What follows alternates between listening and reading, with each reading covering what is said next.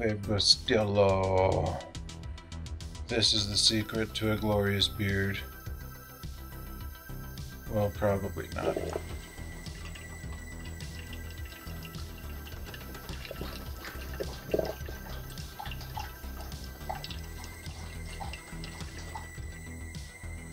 Good morning, Uncle Mike.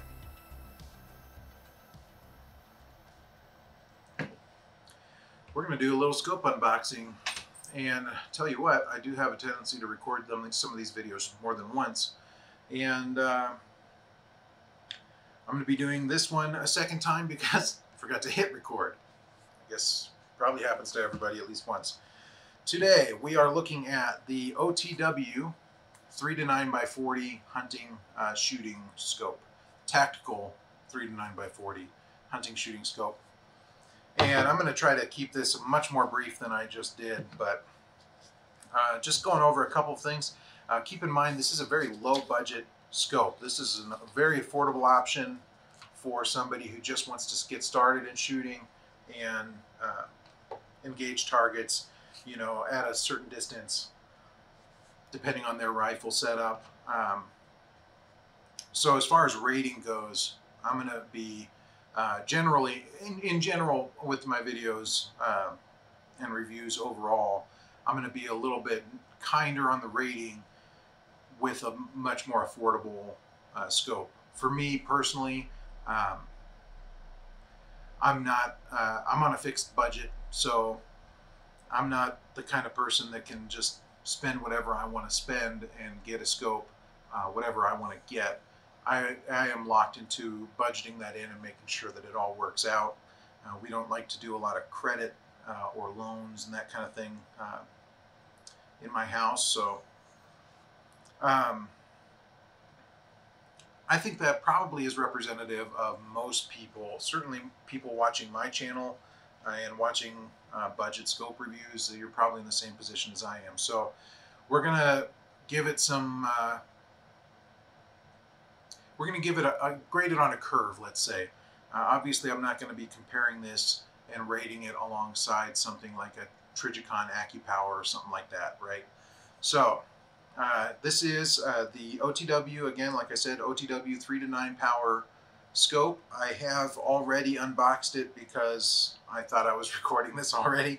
So, we'll just fly through some of the features and things that I noticed right away. So I'm going to go ahead and start with some of the cons, or some of the things that I think could have been improved on, and let you know those up front. So first off, on my scope, I don't know if this is representative of all the scopes. I don't know if this was intentional, but the housing here for the objective lens is a little bit off center from the scope tube itself. I don't know if you can see that very well here, but if this is level, this is not. It's a little bit at an angle, I'd say probably about 5 degrees off center. I've already looked through it. It does not affect the reticle. The reticle's somewhere in the tube. It seems to be perfectly, as far as I can tell, perfectly level with the scope itself. So as long as you're leveling your scope based on the turrets here or the housing of the main tube, you're going to be okay on getting that level.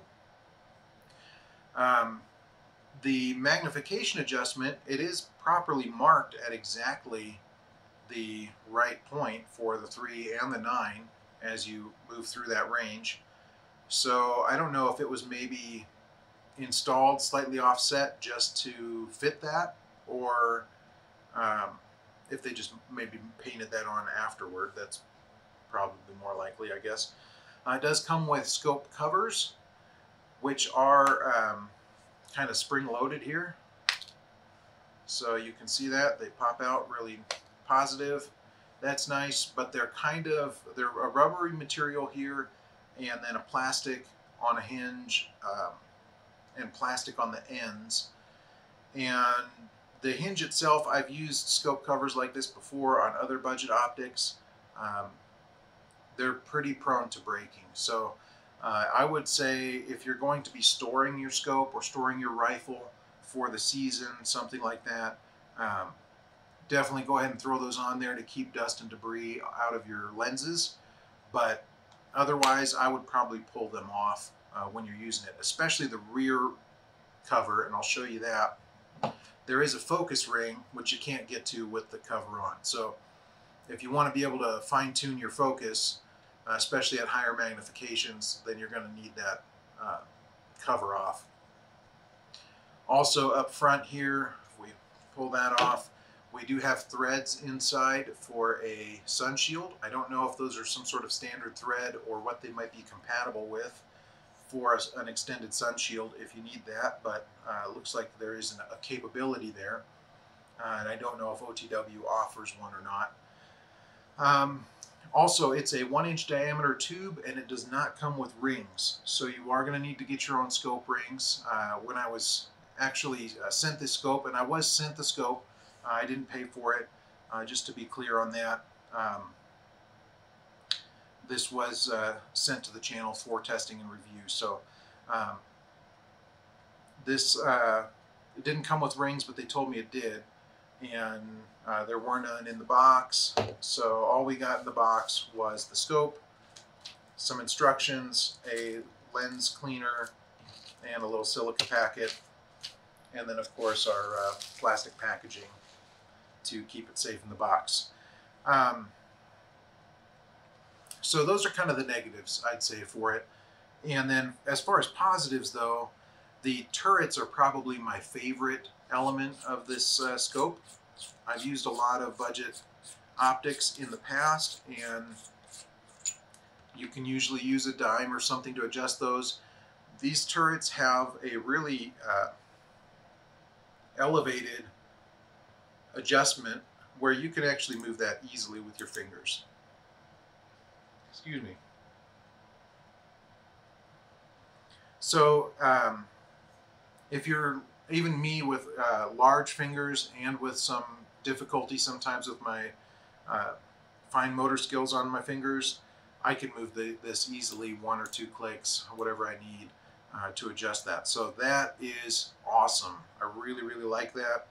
It doesn't look super pretty. It looks a little funky, but it works, and they're hidden most of the time anyway with your scope covers. So when you're setting up your scope to zero it, you're going to have those options right there. This is definitely a set and forget type of scope. With these turret covers on there, you're not going to easily get in and make windage or elevation adjustments on the fly. What would you expect with a budget scope? I think that makes sense. So another thing I might really like or not, I'm going to have to ask OTW about it, but there is a big screw here on the adjustment ring, and I'm really curious if I can put some sort of a scope lever on that to flip that adjustment a little easier between 3 and 9. For me, that would be huge, because of this function for me is awkward. I get a lot of stress in my wrist, and I have a lot less strength, gripping strength, when I'm canting my wrist like that. So that's because of problems that I have. So you might not have the same difficulty, but for me, it's a little more difficult to adjust the magnification ring on a scope in general, even when it's nice and smooth like this one is, without some sort of a lever. So the lever would be really cool if you can attach one. I really want to find out. So I will be posting an update on my Facebook page when I find out if that's possible. So yeah, we do have illumination on this scope, and I'll post the reticle, edit that in right up here so you can see what the reticle looks like. As far as I can tell, it seems to be a basic mill duplex reticle with a kind of a weird little stairway down at the bottom, and it looks like the lower level, I don't even know what you call that. If there's a name for that, comment below, let me know. The Stadia, I think that's a term for it. Those ones seem to be twice the distance, just based on what I can see with my bare eye. About twice the distance, so maybe 2 mil adjustments on those and 1 mil on the main duplex.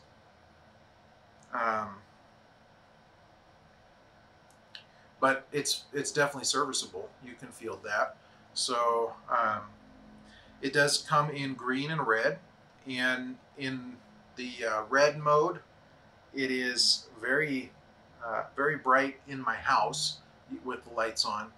But obviously outdoors, or if I look at my window over there, I can hardly see the red. I'm mostly seeing black on the reticle, and that's kind of to be expected. That's kind of how illuminated reticles should work, in my opinion, is when you're against a bright target, you could see the black edged reticle clear as day. When you move over to the dark, you immediately have that illumination.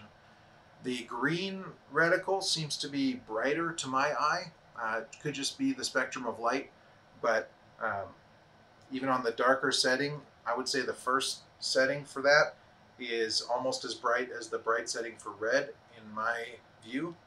And then if we crank that up to number 5, it is extremely bright and clear, even from further back, really clear.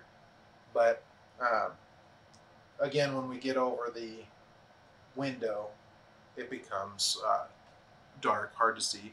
And again, I feel like that's expected. So it does have an off setting at both ends, so you can go 1 to 5 on green, off, 1 to 5 on red, off, and then you're back to green, 1 to 5. So if you're turning that scope off, you want to make sure that you do turn it to the R or G marking. And I'll probably leave mine on the R marking so I can just flip right back to 5 on green really easy. So the finish itself on the scope seems really nice. Doesn't seem to scratch really easily, and it's smooth. So I think, you know, for the budget, I'm going to give it a 5 of 5, but definitely the budget is adjusting that curve quite a bit. Having the focus, having the illumination, very smooth, clear, marked adjustments there for magnification. Really, really great turrets for a budget optic. I'd say the best turrets I've ever seen for a budget optic right there. And then I think I mentioned the focus feature. And then of course you've got that what seems to be standard mil reticle inside. So that does mean you're going to have to calculate your bullet drop, dope your rifle when you set this up, but it's going to be compatible with any rifle. You can put this on a 22, you can put it on a 308, whatever you're shooting, it's going to work for that. You just do your dope and figure out your distances in mils for windage and elevation, and then keep that with your rifle so that you can make adjustments as you need to while shooting. Put these caps back on just to keep that protected for now, and put this away. Also of note, while I was looking at the documentation here, we've got some really great documentation on how scopes work, how to sight in a scope, how to use a bore sighting method, which is really handy for getting yourself pretty close to on target and then make fine-tune adjustments from there. The printing on it is a little awkward. Here we can see you can't really read about parallax at all here. It's all distorted. And down here where we're talking about bore sighting, it's legible, but it's squished. And I did notice on the front here under Know Your Scope, it does say, when properly mounted and sighted in on your firearm, you will enjoy exceptional performance. Loopholed product service. This is not a loopholed scope. It looks like that was copied from a loopholed scope manual, and the image of the scope here where it says Know Your Scope is not this scope. It does look very similar, but it's not. So that is the OTW tactical 3 to 9 by 40 hunting shooting scope, made in China. So I am looking forward to getting this thing set up and checking it out, but again, for the budget, it's a pretty decent scope. If you're just getting into shooting, especially if you're working with like a 10-22 or something, just getting started, I think it'll be a great option for you. You don't need a great scope to learn the basics of shooting with a scope. So I would say learn on that, and then, you know, figure out what you like, what you don't like, and upgrade from there. So let's look at the Monstrum Tactical scope rings real quick. I did open these up once just to see what the construction looked like on them. And so here they are. They come separately bagged. They have what appears to be a really sturdy but fairly heavy construction. And these are their adjustable height rings. So you can actually see here, there's a couple of set screws, and then it's going to be kind of hard to probably see on camera here, but there are teeth on the side of the pedestal there on both the bottom and top, which engage when you tighten that down so that you can adjust to any height that you need by basically a ½ inch. So got some big wind coming in here. We'll see how they work. I kind of had my doubts about whether this would be a stable platform at all, but I figured they had them on sale for like 10 bucks, and I thought, you know, I might need a pair of 1-inch scope rings for one of these scopes, so I'll pick them up and just kind of see how they do. And turns out I do need a pair of 1-inch scope rings, so we'll see. They do come separately bagged, and then it comes with a little Allen key to adjust those set screws. And just so I don't somehow lose the screws, I'm going to go ahead and put this back in the bag until I'm ready to mount this on a rifle. I do really like that it's a nice compact box that they come in. There's no need for a lot of extra packaging, and just really simple little box. Of course, it came from Amazon, so it came in like a giant Amazon box with huge balloons in there to hold it in place in the box. But the actual packaging from the factory, nice and compact, simple. Doesn't really say on it what they are. SR1AH, which I assume means scope ring 1-inch adjustable height. That makes sense because I know what's in the box, but if I didn't know what was in the box, that wouldn't really tell me. Does it matter? No, not really. So Monstrum Tactical 1-inch scope rings, we're going to check those out. And this is what I really want to talk to you about. I'm most excited about this one. I just picked this up from Feyachi. They sent it out to me to test.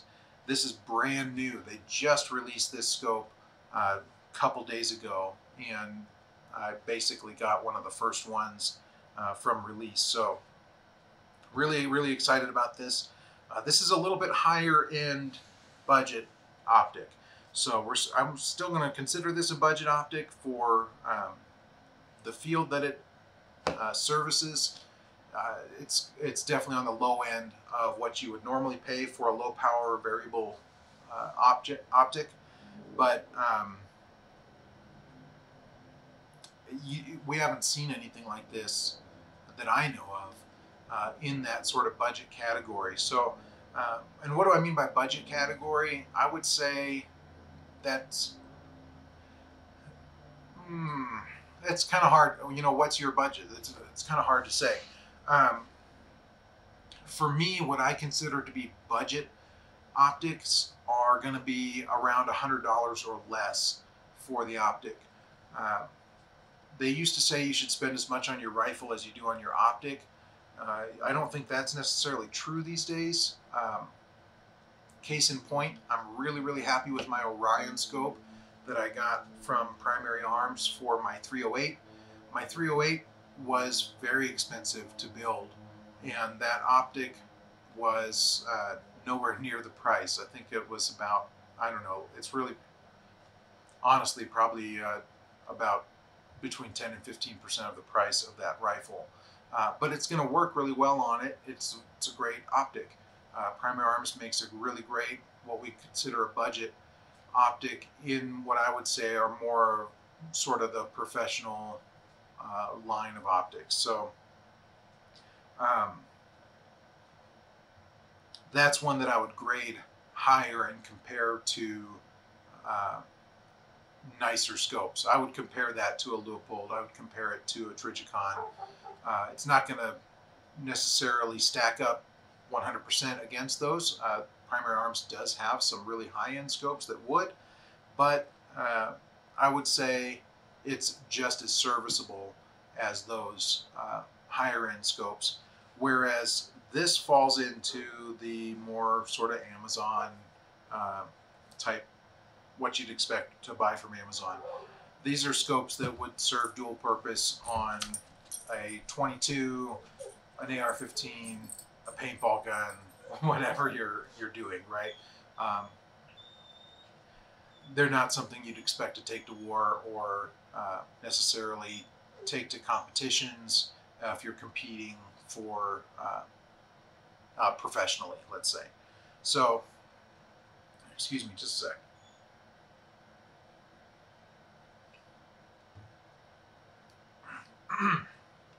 And I apologize, there's some dogs barking outside, so my dogs are getting excited. They've been hanging out with me here. Let's break into it. Okay, so the box, as you can see, is nicer than the OTW scope. And we are talking about 3 times the cost on this one. I can't remember the exact cost of the OTW right off the top of my head.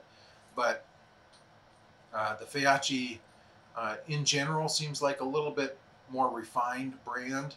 And the scope is nice. The box is nice. I shouldn't say the scope is nice. I haven't pulled it out yet. But the box is really nice. It comes, as you can see, packed up with foam and everything. Manual.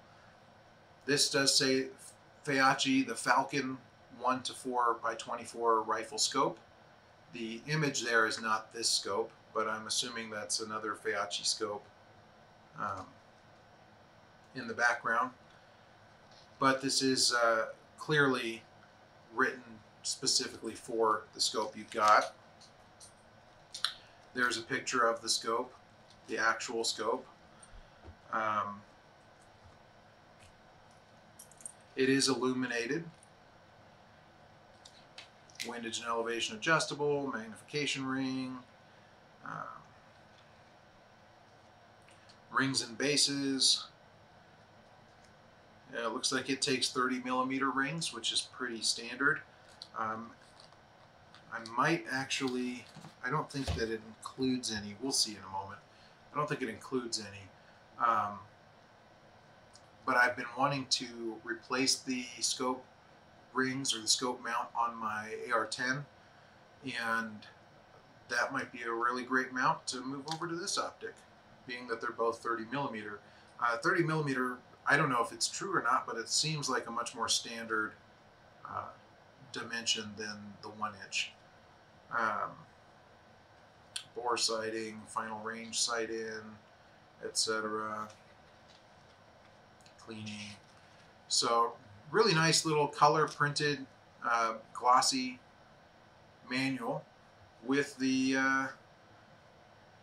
Facebook page on the back and contact email, all of that. So we've definitely stepped up from the OTW, which I kind of would expect with the cost. What do we got here? Some nested spacers just to have that scope fit in here. Looks like we've got a lens cover or lens wipe. Looks, I mean, these are pretty generic, same thing that we got with the other scope. seems to have fallen out of its sleeve here. We'll go ahead and throw it back in there for now. I don't know if I've ever really used one of these on a scope, but I wear glasses, so they do come in handy for me. And, oh, I see. So these are pre-cut where they can be moved. Just from a packaging standpoint, that's kind of nice. Let's push that back in. Yeah, same thing here. So that's pretty handy, actually, to repackage the scope if you're going to store it. We've got our gel silica packet in there. Let's slide her out. That trash for now. Set that. Well, I'm going to keep that up here. I don't want my dogs getting a hold of it while I'm not looking. Okay, so we've got our turrets, we've got our adjustment knob, and wow, that's smooth but a lot more difficult to turn. Flip out lens covers. Really, really clear glass. I am thoroughly impressed with the glass. There is a bit of heft to the scope, which hopefully means it's fairly durable. I like the flat bottom. That's going to make it a lot easier to level it. And it would appear to me, just by hand, although I'm usually pretty good at that, that the reticle seems to be very level. These scope covers are much nicer. The hinge is much more robust here.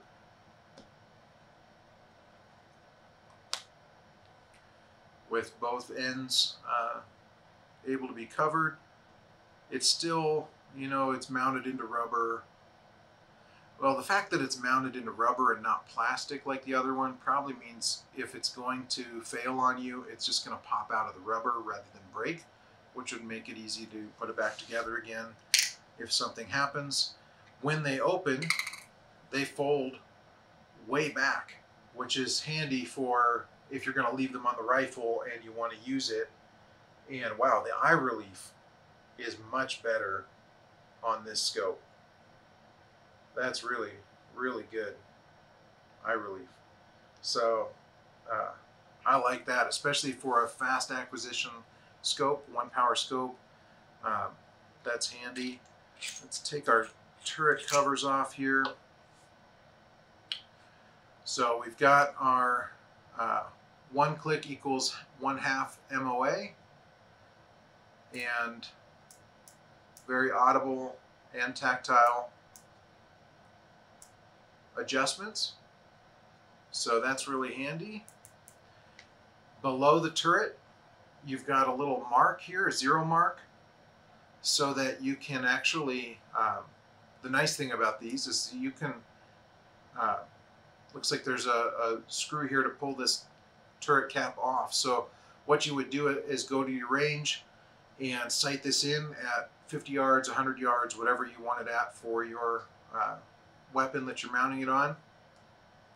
And then just remove that top screw there, pull the cap off, turn it, and drop it down so that 0 lines up directly with that notch at the bottom of the turret, which I'm assuming, yes, we have that on the windage turret as well.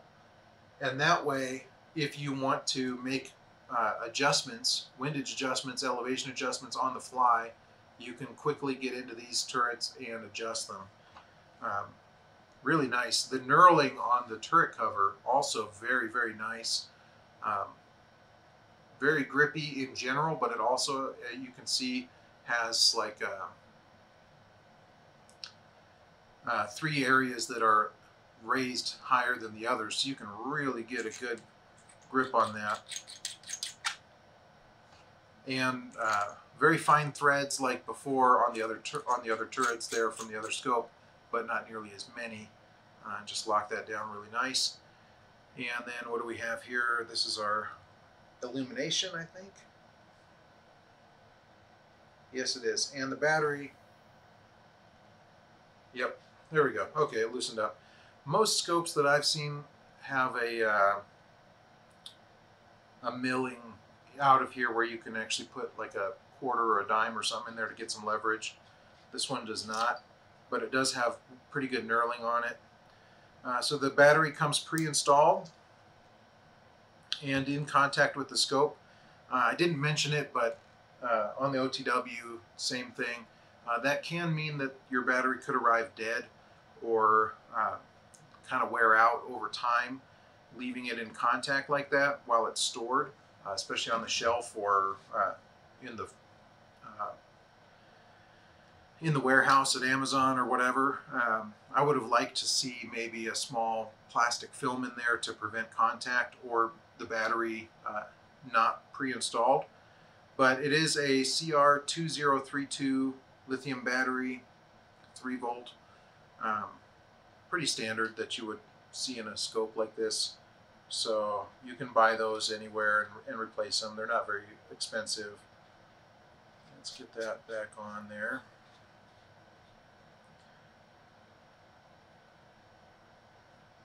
Okay, and like before, I will show the reticle up here so you can see it. It's very much a quick acquisition, close quarters type reticle. It's not a distance optic, but with the adjustments here, you can make adjustments on the turrets if you need to adjust on the fly for a longer shot, something like that. I'm just really impressed with how clear the glass is on this. And then the ring here does have an elevated spot just like the turret caps to get a hold of that, and clearly marked 1, 1.5, 2, 2.5, 3, and 4. And at 4 power,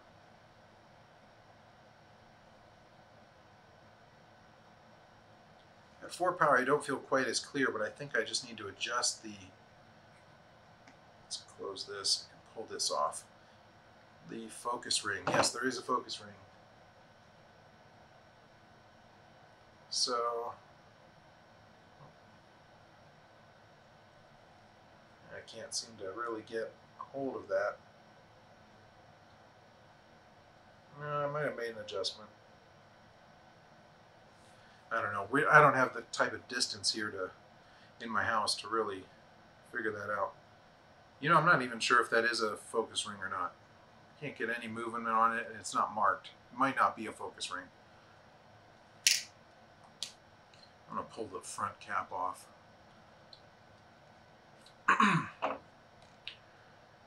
So the front cap is threaded. So I don't know if you might have like a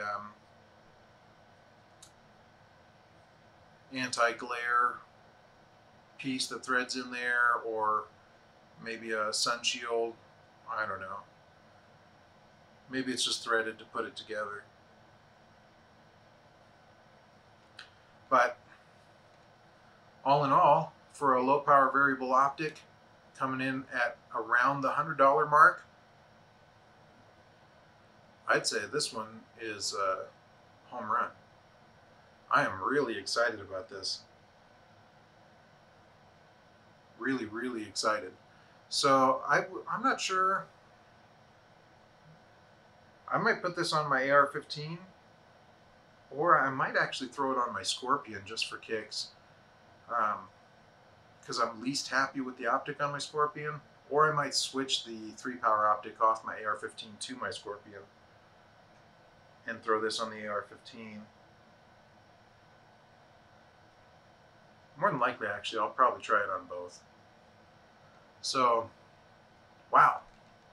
That is really, really nice. You never know what you're getting out of China, right? So, I don't think I would have bought it. Once I've invested $100, I'm already at a budget where I feel like it's probably worthwhile to invest another $50 or maybe go to $200 and get an optic I know that is going to be clear and work well. Maybe something from like Primary Arms. A little bit nicer optic, but this one actually, I would say, having handled it, maybe a little underpriced. I mean, obviously it's China, so they're producing it for cheaper. It's not a main. You're not paying for any kind of special branding, but just clicking through the brightness adjustments here. The glass is so clear. The eye relief is great. We've got 11 levels of brightness, and the 11 levels, and they're really pretty well discernible. I'm surprised at how discernible they are. I'm down to level 7 from 11, and the reticle looks dark. It doesn't actually look illuminated, but it's red, like a deep burgundy. Down to 5, it's a very deep burgundy color. I'm down at 3, and it looks black to me. I can't even tell that it's on. 1, I can't tell. But I'm sure at night, or in a very dark situation, it would be bright enough without being overly bright where it's blocking your view. So really, really impressed with this optic. I'm gonna have to pin this somewhere. I really like this. So get yourself some 30mm rings. I've got a quick detach 30mm mount on my AR-10, which I'm gonna steal for this from Monstrum Tactical. Really nice, sturdy 30mm mounts, held up to 308 just fine.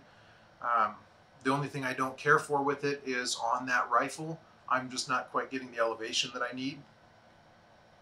And that's primarily because of my extremely large head and my large cheekbones.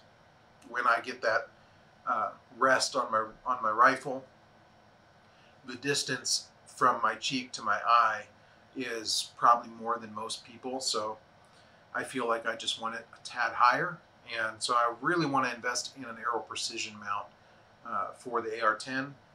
I'm going to pick one of those up at some point when I can afford it, and I'm definitely going to throw this into that Monstrum Tactical 30mm mount and probably swap it between a few guns, try it out. Wow, and the eye relief. This eye relief is really good, really good. So I would say, as far as cons on this scope, the illumination adjustment, it's clearly marked here. I would just keep an eye on that to make sure that you have actually turned it off when you're storing it, because I don't know what the battery life is on this. I imagine at the low settings it's really long, but like I said, when you're turning it, okay, I'm looking into the shadow of this box right now, and I can see at level 2 just a little bit of red. Yeah, so I would just say be careful. That's my only con. Be careful about making sure that you've got it turned off, because when you're on those lower settings, it's hard to tell in normal lighting, even indoor lighting. But I'm sure those adjustments are going to come in really handy for any type of dark shooting. If you're shooting into a dark area, or working like a room clearing situation, doing competition indoors, something like that at a shoot house, whatever, having those lower settings is going to be really handy. Wow, I like this. And again, we have a screw right here at the adjustment, which I'm betting means that I can mount a lever into there. So if I can get a lever on this that folds in and then folds out and rotate this, this is one of my new favorite scopes. I've made a comment before with my AR-10 that I would probably never buy another scope that didn't have the ACSS reticle, another scope that wasn't primary arms. But this is really, really nice if you don't need first focal plane bullet drop compensation. If you just want a point scope that you can get a little more magnification when you need it, I don't think you can beat this. So hopefully it stands up to shooting and everything okay. It does feel really solid. Everything feels lined up perfectly. So I don't really have doubts that it will stand up to shooting. But this is way beyond what I expected. I was chatting with the guys at Feyachi who have been sending me some things to review, and I told them, you know, I've seen a lot of variable power scopes like the OTW, and I've seen red dot scopes, but I have an astigmatism, and so I'm always looking for an etched reticle or prism type scope that's at a low power, like 1 to 4. And when I said 1 to 4, I meant like 1 or 2 or 4. I didn't mean low power variable, because I wouldn't have even expected that from a budget Chinese scope off of Amazon. And so he came back to me and he said, you know, we've got something new coming out. It's about to launch, and we can get you one of those and have a look at it. So I said, yeah, definitely do that. I'm really interested in checking it out. And this is so far beyond my expectations. Especially the turrets here, hand adjustable turrets that can be zeroed. So not necessarily zeroing the scope, I'm talking about zeroing the turrets. So zero your scope, remove the turret, put it back on at the 0 mark so that you can make adjustments on the fly. That's awesome. The only thing that would be an upgrade beyond this would be if the turret itself was sealed so that you didn't need a cap. You know what I mean? If I didn't need to close that off to the weather and could just leave that open to make adjustments whenever I need to, that would be really more premium. But still, I can't believe you're getting. I can't believe you're getting this quality, this clear glass, nice clear reticle, and 11 levels of illumination, compact, hand adjustable, low power variable optic at $100-ish. That is amazing. So, wow, I can't believe it. It would be cool to have maybe an ACSS reticle in there, something with bullet drop compensation, and I would definitely pay a little bit more for that. Man, I wish I could give this thing like 8 stars. I'm going to be reviewing this on Amazon, and I can only give it 5 stars there. That's the maximum, but I just can't believe how great this scope is. So for that budget, absolutely incredible. I'm so glad that I waited to open this up and check it out with you guys so that we can kind of experience it together like this. Really, really, really impressed with this thing. So now I just need to get myself a 30mm scope ring to mount it and decide whether I want to pull that off of my AR-10 right now, or maybe get another one in the interim. The Aero Precision mount that I want to put on that AR-10 is just kind of expensive. So I think they're around $80 just for the mount. which is a good deal for that mount. I mean, it's a nice lightweight mount, but I can't wait to use this thing though. I don't want to wait. So, yeah. Thanks for hanging out. I'm Uncle Mike. You can find me, Uncle Mike 5012, on Instagram, here on YouTube, on Gunstreamer, on Facebook, and also on Twitch.